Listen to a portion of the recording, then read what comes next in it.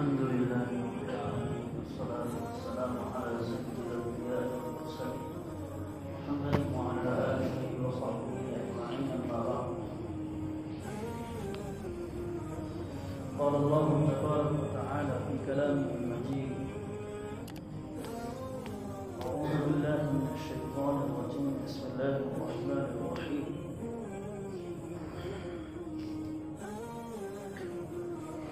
لقد كان لكم في رسول الله أسوة حسنة لمن كان يرجو الله واليوم الآخر وذكر الله كثيرا.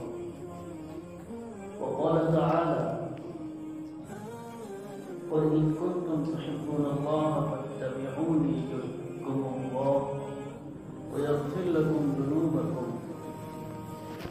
ومن يطع الله ورسوله فقد فاز فوزا عظيما. صدق الله.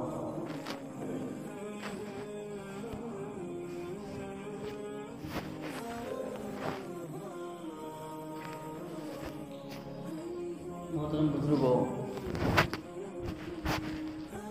دینی اور ایمانی بھائیوں،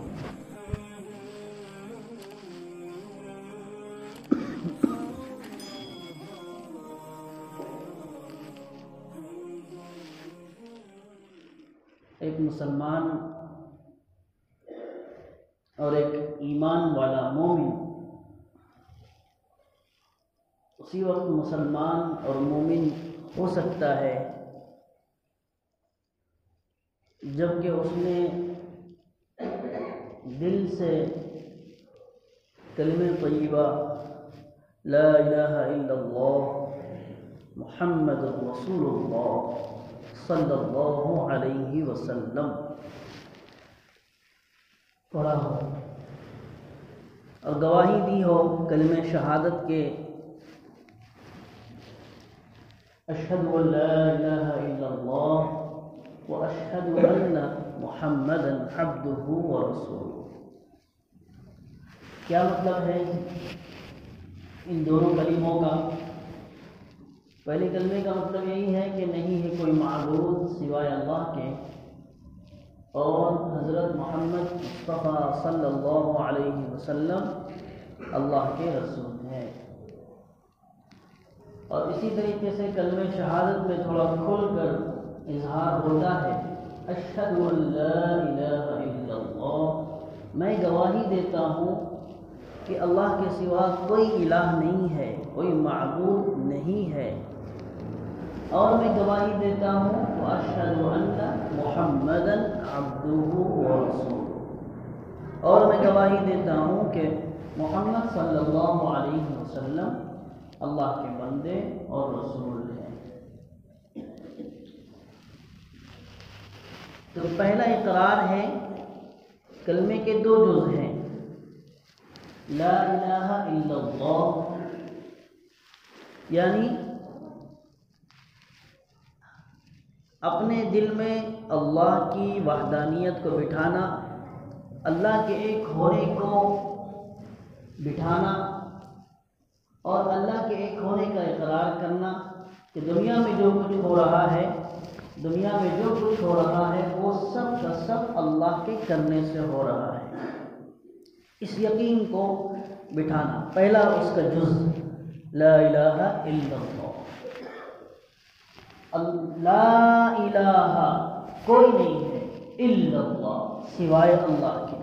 تو لا الہ سے دنیا کی سارے اسباب، ساری چیزیں چاہے وہ کتنی ہی طاقتور کیوں نہ ہو، اور سارے انسان چاہے وہ کتنے ہی طاقتور کیوں نہ ہو، سب کے سب ہٹ گئے، نکل گئے. لا الہ لا الہ لا الہ. اب پھر کون بچا؟ الا اللہ سوائے اللہ. بس اللہ ہی ہے جو ہر چیز پر قادر ہے، اللہ ہی ہے جو ہر چیز کا کرنے والا ہے، اللہ ہی ہے جو پوری دنیا کا سسٹم سنبھال رہا ہے، پوری کائنات کا نظام اکیلے تنہا چلا رہا ہے اور اس کا کوئی ساجی نہیں. ولم یکن لہ کفوا احد کہ اس کا کوئی پارٹنر نہیں، کوئی ساجی نہیں. لیس کمثلہ شیء وهو السمیع البصیر. تو یہ پہلا جز ہے کلمے کا۔ تو یہ ایمان والے کے لیے، ہر ایمان والے کے لیے جس نے بھی کلمہ پڑھا ہے، مسلمان اپنے آپ کو کہلاتا ہے، تو اسے چیزوں کے یقین سے، اسباب کے یقین سے، اور جو ہے جس سے ہوتا ہوا نظر آ رہا ہے ان کے یقین کو اپنے دل سے نکال کر ایک اللہ کا یقین دل میں بٹھانا ہوگا۔ یہ کہنا میرے لیے آسان، سننا آپ کے لیے آسان، لیکن یقین کرنا، عمل کرنا بہت مشکل ہے۔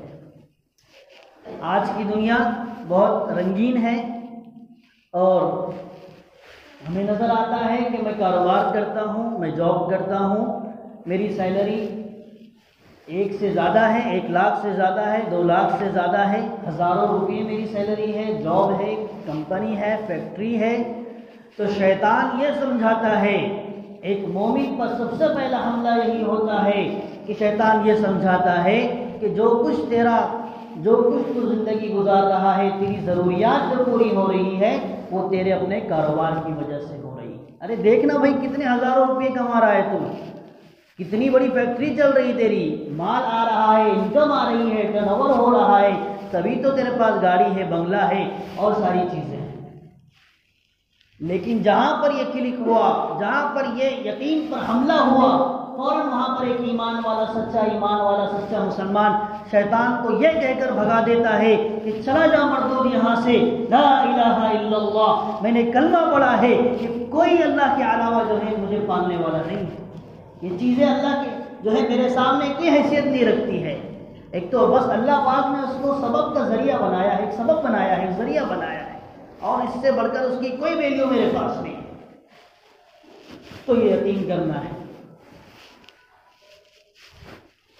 اور اگر اللہ کا فضل ہے، اللہ کا شکر ہے، اگر یہ چیز ہمارے اندر پیدا ہو جاتی ہے، یقین پیدا ہو جاتا ہے کہ اللہ کی ذات مجھے پالنے والی، کھلانے والی، مارنے والی، جلانے والی، سلانے والی اور چلانے والی اور ساری چیزیں کرنے والی اللہ کی ذات ہے، تو اللہ کا شکر ادا کرنا چاہیے۔ لیکن ابھی بھی ہمارا ایمان مکمل نہیں ہوا، ابھی تو ایک جز پر عمل ہوا ہے، ابھی دوسرا جز باقی ہے، اور وہ کون سا ہے؟ بولیے، محمد رسول اللہ صلی اللہ علیہ وسلم، لا الہ الا اللہ محمد رسول اللہ لکھا ہوا ہے یہاں پر، ہے نا، ہر مسجد میں لکھا ہوتا ہے لا الہ الا اللہ محمد رسول اللہ، لیکن ہم سراسری پڑھ لیتے ہیں، دیکھ لیتے ہیں، لیکن اس کے اندر یہ کلمہ ہمیں کیا سکھانا چاہتا ہے، یہ کلمہ ہم سے کیا مطالبہ کر رہا ہے، کیا ڈیمانڈ ہے اس کی، کبھی یہ بھی سوچنا چاہیے۔ تو دوسرا جو جز ہے وہ کون سا ہے؟ محمد رسول اللہ صلی اللہ علیہ وسلم۔ اب کیا مطلب ہے اس کا؟ محمد رسول اللہ صلی اللہ علیہ وسلم، اس جز کا مطلب یہ ہے کہ جب اللہ کی وحدانیت، اللہ کا یقین تمہارے دلوں میں پیدا ہو گیا، تو اب جو ہے دوسرا کام تمہارا یہ ہے کہ نبی کا طریقہ تمہاری زندگی میں آ جائے، نبی کی سنت تمہاری زندگی میں آ جائے، تبھی جا کر کے تم اللہ کی نظر میں کامیاب مومن اور کامیاب مسلمان ہیں۔ اور ایسی بات بھی نہیں ہے کہ نبی صلی اللہ علیہ وسلم اس دنیا سے گئے تو بغیر کسی طریقے کو چھوڑ کر اور بغیر کسی نمونے کو چھوڑ کر چلے گئے، نہیں، بلکہ قرآن کریم میں آیت ہے، جیسے خطبے میں پڑھی گئی ہے، لَقَدْ كَانَ لَكُمْ فِي رَسُولِ اللَّهِ أُسْوَةٌ حَسَنَةٌ، اللہ پاک نے فرمایا کہ تمہارے لیے، مسلمانوں خاص طور پہ تم سنو، ایمان والوں خاص طور پہ تم سنو، کہ تمہارے لیے سب سے بہترین نمونہ زندگی گزارنے کا اگر ہے تو وہ محمد رسول اللہ صلی اللہ علیہ وسلم کی زندگی ہے، ان کا طریقہ ہے۔ لاکھ آدمی کتنے بھی اچھے طریقے اختیار کر لے اور اللہ کی محبوبیت، اللہ کا قرب اگر وہ جو ہے پانا چاہتا ہے اور نبی کے طریقے کو چھوڑ کر پانا چاہتا ہے تو کبھی بھی اللہ کا قرب نہیں پا سکتا۔ لیکن اگر اس نے اللہ کے نبی صلی اللہ علیہ وسلم کے طریقے کو اپنا لیا، نبی کی سنتوں پر، نبی کے طریقوں پر زندگی گزارنا شروع کر دیا، تو پھر ایک آیت اور پڑھی گئی ہے کہ ان کنتم تحبون اللہ فاتبعونی یحببکم اللہ، اگر تم اللہ کے نبی کے طریقوں کو پکڑ لو گے اور ان کی سنت پر عمل کرنا شروع کر دو گے تو سب سے پہلا انعام یہ ہوگا کہ اللہ تم سے محبت کرنے لگے گا، اللہ تم سے محبت کرنے لگے گا۔ کیوں؟ کیونکہ اللہ کے نبی تو محبوب ہے نا، ہمارے نبی تو اللہ کے محبوب ہیں، ان کی وجہ سے پوری دنیا بنائی گئی۔ کسی نبی کو جو ہے اللہ کی ملاقات کا شرف حاصل نہیں ہوا سوائے ہمارے نبی صلی اللہ علیہ وسلم کے۔ پوری دنیا کا جو نظام چلا ہے وہ صرف اور صرف آخری نبی حضرت محمد مصطفیٰ صلی اللہ علیہ وسلم کی برکت سے چلا ہے۔ اللہ نے جو ہے قرآن کریم میں آخری نبی کی اتنی فضیلتیں بیان کی کہ سارے نبیوں کا سردار کہا ان کو، جبکہ بڑے بڑے انبیاء ہیں، حضرت ابراہیم علیہ نبینا وعلیہ الصلاۃ والسلام، حضرت آدم علیہ السلام، حضرت موسیٰ علیہ السلام اور بڑے بڑے انبیاء آئے، لیکن سب کا سردار کس کو بنا دیا؟ آخری پیغمبر کو۔ تو اس سے پتہ چلتا ہے کہ آخری پیغمبر اللہ کو کتنے محبوب ہے۔ جب اللہ کے محبوب ہے تو جب آخری پیغمبر یعنی نبی صلی اللہ علیہ وسلم کے طریقوں پر چلنا شروع کر دو گے، ہمارے نبی کے طریقوں کو اپنی زندگی میں لاؤ گے تو پھر اس صورت میں اللہ تمہیں اپنا محبوب بنا دے گا، اللہ کا قرب ہمیں نصیب ہوگا۔ اب نبی کا طریقہ کیا ہے؟ نبی کی سنت کیا ہے؟ صرف پانی دیکھ کر پی لینا اور سیدھے ہاتھ سے کھانا کھا لینا اور سیدھے پیر سے مسجد میں داخل ہونا اور نمازیں پڑھ لینا، یہ صرف نبی کا طریقہ نہیں ہے۔ یہ بھی ہے لیکن اس کے علاوہ ابھی بہت کچھ باقی ہے، بہت کچھ باقی ہے۔ آسان الفاظ میں اس کو کہا جا سکتا ہے کہ سر کے بالوں سے لے کر پیر کے ناخن تک یہ سارا کا سارا ہمارا جو ہے یہ پورشن اور یہ حصہ نبی کے طریقے کے مطابق ڈھل جائے، تبھی ہم نبی کی سنت پر عمل کرنے والے ہوں گے۔ کیونکہ نبی صلی اللہ علیہ وسلم نے ایک جگہ، اللہ کے نبی صلی اللہ علیہ وسلم باپ بھی ہیں اور انہوں نے باپ کیسا ہوتا ہے وہ بھی ہمیں بن کر دکھایا ہے، شوہر کیسا ہوتا ہے وہ بھی ہمیں حضرت خدیجہ، حضرت عائشہ اور دیگر امہات المومنین کے شوہر بن کر دکھایا ہے کہ کیسے جو ہے عورتوں کے ساتھ، بیویوں کے ساتھ اس میں سلوک کیا جاتا ہے۔ پھر آپ نے حاکم اور گورنر کیسا ہوتا ہے آپ نے مدینے کا حاکم بن کر دکھایا ہے، یعنی سیاست میں بھی آپ کو نمونہ پیش کر کے دکھا دیا۔ اسی طریقے سے آپ کے نواسے تھے، آپ نے بچوں کے ساتھ کس طریقے سے بیہیو کرنا ہے، کس طریقے سے برتاؤ کرنا ہے، آپ نے وہ بھی کر کے دکھایا ہے۔ تو گویا اور پھر مزدوری بھی کر کے دکھائی، تجارت بھی کر کے دکھائی کہ شام کے جو سفر پر آپ گئے ہیں اور وہاں پر تجارت کی، ایسی تجارت کی کہ اتنا زیادہ نفع ہوا تو آپ نے تاجر بن کر دکھایا، بزنس مین بھی آپ نے بن کر دکھایا ہے۔ تو گویا کہ زندگی کا کوئی شعبہ، کوئی میدان ایسا نہیں کہ ہم کہہ سکتے ہیں کہ ہمیں نبی کا طریقہ ہمیں وہاں نہیں ملتا، بلکہ زندگی کے ہر شعبے میں ہمیں نبی کا طریقہ دکھائی دے گا، زندگی کے ہر شعبے میں ہمیں نبی صلی اللہ علیہ وسلم کا خوبصورت انداز نظر آئے گا۔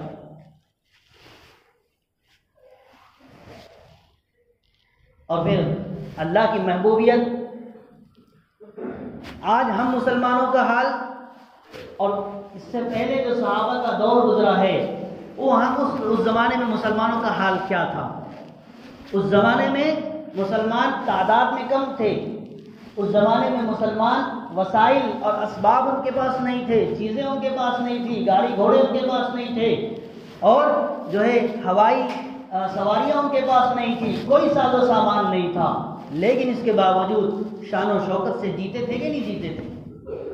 بڑے بڑے سپر پاور طاقتیں ان کے سامنے جھک گئی، سپر پاور طاقتیں ان کے سامنے جھک گئی۔ کیا وجہ تھی؟ وجہ یہی تھی کہ انہوں نے اللہ کے احکام پر اللہ کو اپنا بنایا اور دوسرا نبی کا طریقہ اپنی زندگی میں باقی رکھا۔ جیسے اللہ کے حکم سے محبت ویسے نبی کے طریقے سے محبت تھی، اس وجہ سے اللہ پاک نے جو ہے ان کے قدموں میں دنیا کو لا کے ڈال دیا تھا اور ان کو سب کو ان کا غلام بنا دیا تھا۔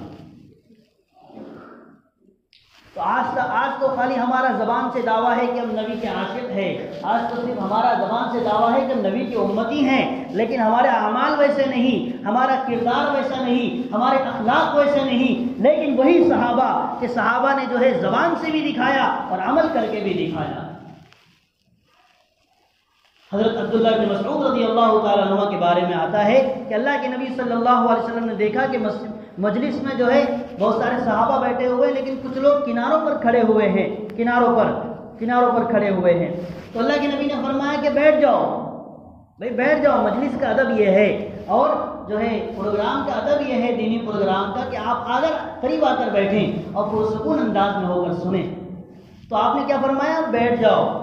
تو یہ آواز آپ کی مسجد کے باہر تک گئی، تو وہاں پر عبداللہ بن مسعود رضی اللہ تعالیٰ عنہ صحابی رسول ہیں، جیسے انہوں نے آواز سنی وہ مسجد کی طرف آ رہے تھے، ابھی مسجد میں نہیں کھڑے ہوئے تھے، نہیں بیٹھے ہوئے تھے، انہوں نے آواز سنی، آپ وہیں بیٹھ گئے۔ جب مجلس ختم ہوئی تو آپ کو بتایا گیا کہ ایسا ایسا معاملہ پیش آیا۔ آپ نے پوچھا کہ عبداللہ تم کیوں بیٹھ گئے؟ تو فرمایا کہ جو ہے میں نے دیکھا کہ نبی صلی اللہ علیہ وسلم کی آواز میرے کانوں سے ٹکرائی ہے، تو میری کیا مجال ہے کہ میں میرے نبی کے حکم کی خلاف ورزی کروں، میں میرے آقا کی خلاف ورزی کروں۔ میں وہیں بیٹھ گیا، جبکہ ان کو حکم نہیں تھا۔ یہ تھا صحابہ کا اتباع، یہ تھا صحابہ کی عشق نبوی، یہ تھی صحابہ کی نبی کی سنت سے محبت۔ حذیفہ بن یمان رضی اللہ تعالیٰ عنہ فاتح ایران ہے، ایران کے بادشاہ، ایران کے فاتح ہیں۔ تو جب ایران فتح ہوا تو کسریٰ نے ان کو مذاکرات کے لیے بلایا۔ بہرحال مذاکرات کے لیے جب وہ میز پر بیٹھے تو پہلے جو ہے ان کی خاطر تواضع کی گئی، کھانا دیا گیا اور جو ہے خاطر تواضع کی گئی۔ تو آپ کھانا کھا رہے تھے اور سب بیٹھے ہوئے تھے، سارے کے سارے جتنے عیسائی اور کسریٰ وغیرہ سب بیٹھے ہوئے تھے۔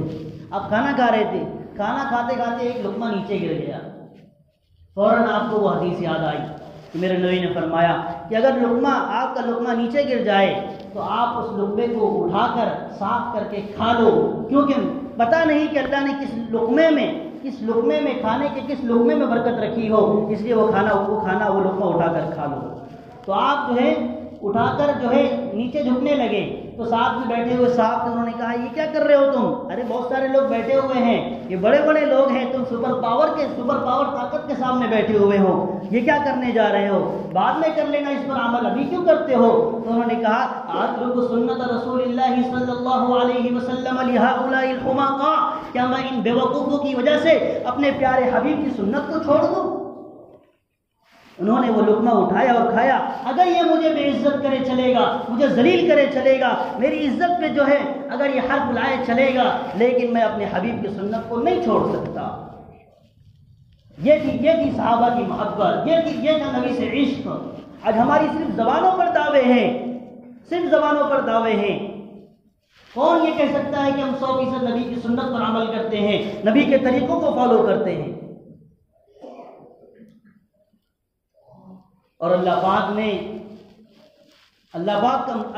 کا قرب، اللہ کی محبت، اللہ کی طرف سے مدد اسی وقت اترے گی جب ہم اللہ کے نبی صلی اللہ علیہ وسلم کی سنت کو فالو کریں گے، نبی کی سنت پر عمل کریں گے۔ ہزاروں واقعات ہیں صحابہ اکرام کے۔ ابو دجانہ رضی اللہ تعالیٰ عنہ میدان جنگ میں بھی نبی کا اتنا لحاظ کہ ادھر سے تیروں کی بارش شروع ہو گئی، دیکھا کہ نبی پر تیر برسانے والے ہیں، تو اب جب دیکھا کہ نبی ایسے کھڑے ہوئے ہیں اور میں ایسے آتا ہوں، اگر میں ایسے کھڑے رہوں گا تو نبی کی طرف پشت ہو جائے گی، پیٹ ہو جائے گی، اور میرا سینہ جو ہے تیروں کو برداشت کرے گا۔ مجھے اس وقت بھی برداشت نہیں کہ میں اپنے نبی کو پیٹ دکھاؤں۔ آپ نے سینہ اپنے نبی کی طرف کیا، پیٹ پیچھے کی، ادھر سے تیر کھاتے چلے گئے۔ یہ تھا محبت کا انداز کہ میدان جنگ میں بھی نبی کو پیٹ دکھانا مناسب نہیں سمجھا۔ اس لیے میرے بھائیوں، آج ہم مسلمانوں میں اور وہ مسلمانوں میں زمین آسمان کا فرق ہے۔ آج ہماری ذلت، آج ہماری نخبت، آج ہم پر جو وار ہے، جو پریشانیاں ہیں، اس کی وجہ صرف اور صرف یہی ہے، کوئی بیماری، کوئی حکومت، کوئی جو ہے حکمران اور کوئی جو ہے دنیا کی چیز ہمیں ذلیل نہیں کر سکتی ہے۔ ہاں اگر ذلیل ہوں گے تو ہم ایمان جو ہے ایمان پر محنت نہ کرنے کی وجہ سے ذلیل ہوں گے. ہم ذلیل ہوں گے تو اللہ کے احکام کو چھوڑنے پر ذلیل ہوں گے. ہم ذلیل ہوں گے تو نبی کی سنتوں کو چھوڑنے پر ذلیل ہوں گے. اس لیے نبی کی سنت بہت عظیم چیز ہے. یہ اللہ کی رحمتوں کو کھینچنے والی چیز ہے. آج ہم نے اپنی زندگی کو بالکل نبی کے دشمن، اسلام کے دشمن، مسلمانوں کے دشمن، ہم نے ان کو خوش کرنے کے لیے جو ہے ساری چیزیں کر رکھی ہیں. سارے طریقے یہود و نصارہ کے ہمارے اندر پیدا ہو چکے ہیں کہ نبی صلی اللہ علیہ وسلم نے عبادت میں یہود و نصارہ کے طریقوں سے بچنے کا اہتمام کرنے کو کہا. مثلا رمضان کے روزوں سے پہلے عاشورہ، محرم کا 10واں روزہ فرض تھا. تو اللہ کے نبی صلی اللہ علیہ وسلم نے دیکھا کہ یہود بھی رکھتے ہیں اس روزے کو، تو فرمایا کہ جب اگلا سال آئے گا تو میں اس 10ویں روزے کے ساتھ 11واں روزہ ملا کر رکھوں گا. 2 روزے رکھوں گا، ایک نہیں رکھوں گا. کیونکہ یہود جو دشمن ہیں اسلام اور مسلمانوں کے، غیر المغضوب علیہم ولا الضالین، اللہ نے قیامت تک ان پر پھٹکار فرما دی ہے، لعنت برسا دی ہے کہ یہ بھٹکے ہوئے لوگ ہیں، اللہ کا غضب ان پر نازل ہوا ہے. غیر المغضوب علیہم ولا الضالین، اس کا مطلب یہی ہے کہ اللہ ہمیں ایسے راستے پر نہ چلا جن پر تیرا غضب نازل ہوا، جن پر تیری لعنت اور پھٹکار برستی رہتی ہے. تو یہ یہود و نصارہ بھی روزہ رکھتے ہیں 10 کو، اس لیے میں اگلے سال اگر زندہ رہوں تو میں 10واں بھی رکھوں گا، 11واں بھی رکھوں گا، تاکہ عبادت میں بھی جو ہے ہم یہود کی جو ہے مخالفت کریں، ان کی طرف ان کا سا عمل نہ کرنے والے بنے.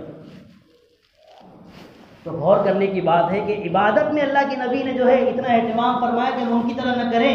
تو پھر ہمارا لباس، ہمارا طرز زندگی، ہمارا پوشاک، ہمارا پہناوا کیسا ہے آج؟ سارا کا سارا یہودوں سے ملتا جلتا ہے. اور کوئی اگر جو ہے عمل کرنے لگ جائے تو اسے کہتے ہیں تنگ نظری ہے. ارے یہ تو بیکورڈ ہے، یہ تو جو ہے پرانے زمانے کے آدمی معلوم ہوتے ہو جو تم کرتا پائجامہ پہنتے ہو. کرتا پائجامہ تم پہنتے ہو تو تم تو پرانے زمانے کے آدمی معلوم ہوتے ہو. تو تنگ نظری ہماری ہے کہ ان کی ہے؟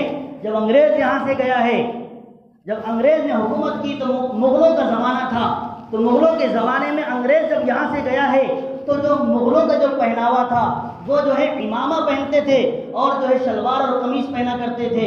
تو اس نے اس لباس کو ان سے ہٹا کر چوکیداروں پر جو ہے لازم کر دیا کہ یہ لباس چوکیدار پہنا کریں گے، صرف اس لیے کیا کہ مسلمانوں کو ذلیل کرنا مقصود تھا. آج ہم ان کو خوش کرنے میں لگے ہوئے ہیں. انگریز نے ہمارا لباس، مسلمانوں کا لباس چوکیداروں کو پہنایا تاکہ مسلمان ذلیل ہو جائے، مسلمانوں کی تاریخ، مسلمانوں کی چھوی بگڑ جائے. اور یاد رکھیے، ہم چاہیں ان کو کتنا خوش کر لیں، ہمارے بال ان کی طرح ہو، ہمارا پہناوا ان کی طرح ہو، ہمارا سراپا ان کی طرح ہو، ہمارا پورا طرز زندگی ان کی طرح ہو، ہمارے چہروں پر داڑھی نہ ہو، ہم صرف ان کی طرح جو ہے ان کی طرح اچھا دکھنے کو جو ہے ہم اپنے آپ کو جو ہے ان کی طرح بناتے ہیں. یاد رکھو قرآن نے کہا وَلَن تَرْضَىٰ عَنْكَ الْيَهُودُ وَلَا النَّصَارَىٰ حَتَّىٰ تَتَّبِعَ مِلَّتَهُمْ. یہود اور نصارہ اس وقت بھی تم سے راضی نہیں ہوں گے جب تک کہ تم ان کے دین کو نہ مان لو، تب تک وہ تمہارے کسی بھی طریقے کو پسند نہیں کرنے والے. وہ چاہتے ہیں کہ سب ہماری طرح بن جائیں، یہود بن جائے، نصرانی بن جائے، اللہ کو چھوڑ دے، اللہ کی منکر ہو جائے، تبھی جا کر کے وہ تمہارے کو ماننے والے تمہارا رسپیکٹ کریں گے. ورنہ آج بتاؤ، آج ہم مسلمانوں میں کتنے ہیں جو یہود و نصارہ کے طریقے پر چلتے ہیں؟ کہ یہود و نصارہ نے مسلمانوں کے خلاف پلاننگ بنانا چھوڑ دیا. آج سارا جو نظام دجالی جو نظام چل رہا ہے وہ صرف اور صرف اسلام اور مسلمان طاقتوں کو مٹانا ہے.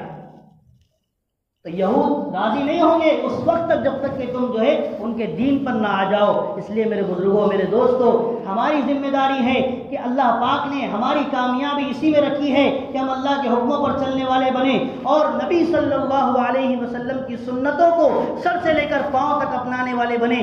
اگر ہم اس طریقے سے کریں گے تو اللہ پاک نے جیسی مددیں، نصرتیں اور جو ہے اللہ پاک نے جیسی حفاظت صحابہ کے دور میں مسلمانوں کی فرمائی، اللہ پاک آج بھی فرمائے گا۔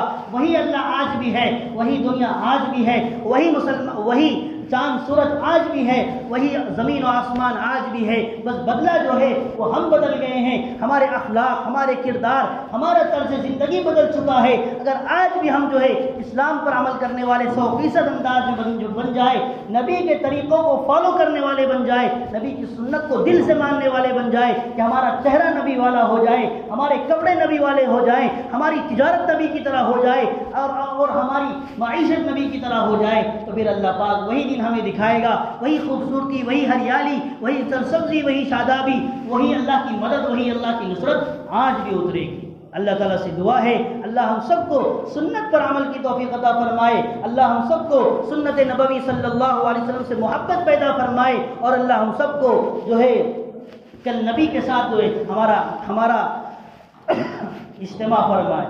وآخر دعوانا الحمدللہ رب العالمین۔